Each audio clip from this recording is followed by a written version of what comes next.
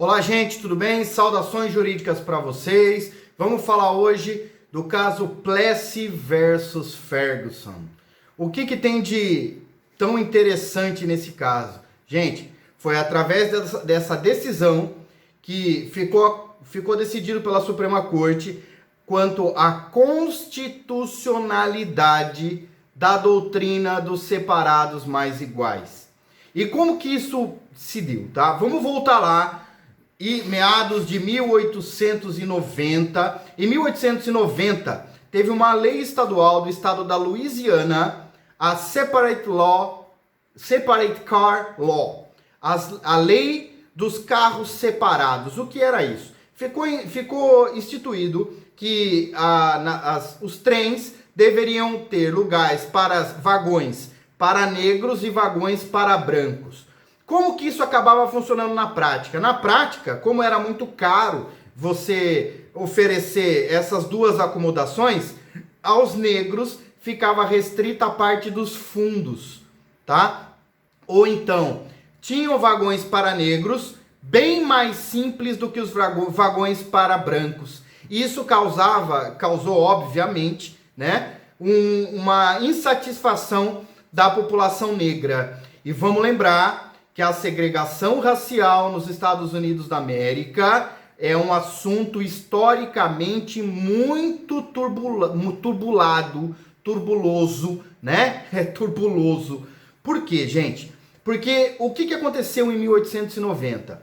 A partir do momento em que o estado da Louisiana instituiu a obrigação da lei a lei dos veículos separados, tá?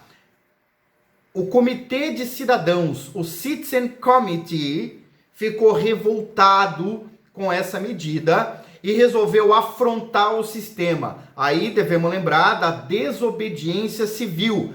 Desobediência civil que não é nada comparado com o que possam imaginar ou com o que alguns dizem, como balbúrdia, como quebra-quebra. Não. Desobediência civil é tentar, através das medidas lícitas, dentro dos limites da licitude, de oferecer resistência ao sistema. Tem um instrumento no direito norte-americano, as class actions, as ações de classe. E foi através de uma class action que o Citizen Committee afrontou o sistema jurídico norte-americano. Por quê? Eles escolheram o Plessy. O Plessy, ele tinha feições confundíveis. Ele era um mestiço, né? Um mulato. Então ele trazia feições caucasianas. Escolheram ele a dedo, mas vamos lembrar que o Plessy tinha sangue negro, tá? E a partir do momento que ele tinha sangue negro, para os Estados Unidos, ele era considerado negro. Escolheram o Plessy. O Plessy resolveu comprar um ticket, conseguiu comprar o ticket para branco, tá? E ele entrou num vagão de branco, para brancos. Nesse vagão chegou o fiscal e naquele momento o fiscal foi recolher o ticket dele, bem igual acontece nos filmes, né? E na hora que o fiscal foi recolher o ticket dele, falou: "Você é branco?" Ele falou: "Não, eu sou negro." "Então o senhor tem que ir pro vagão de negros." Ele: "Eu não vou pro vagão de negro. Eu comprei o ticket pro vagão de branco. Eu vou no lugar de branco." Ele se recusou a sair de um local destinado para brancos. Gente, é até estranho falar desse assunto, né? O que aconteceu?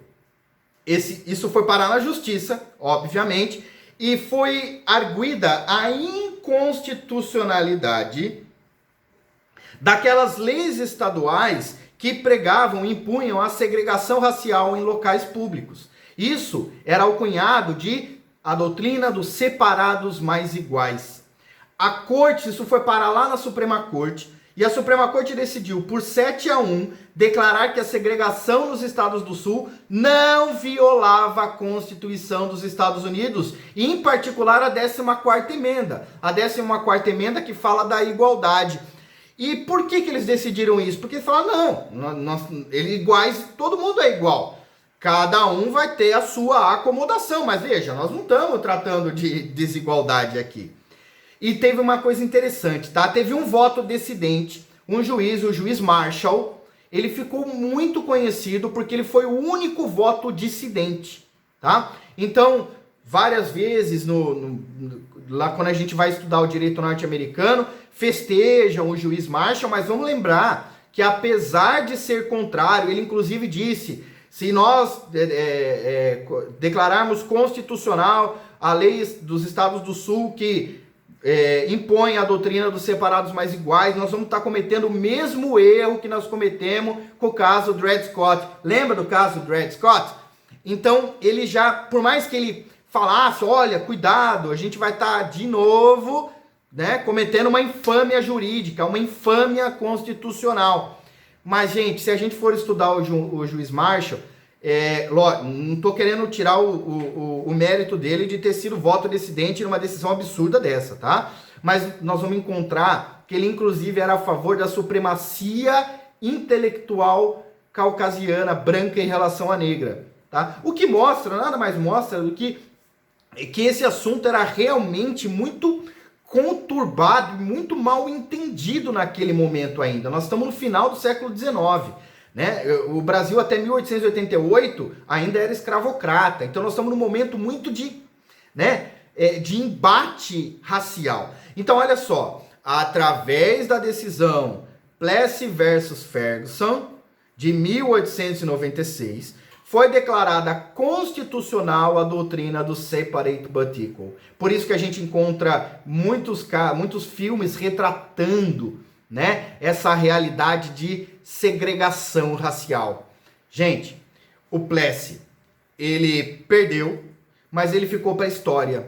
Ele ficou para a história como um dos casos mais tristes do direito constitucional americano, e a gente vai encontrar lá no direito americano várias menções a este caso, e posteriormente, quase 60 anos depois, a doutrina do separate but equal foi derrubada pelo caso, o famoso caso Brown versus Board of Education of Topeka, que nós vamos falar depois. Saudações jurídicas para vocês.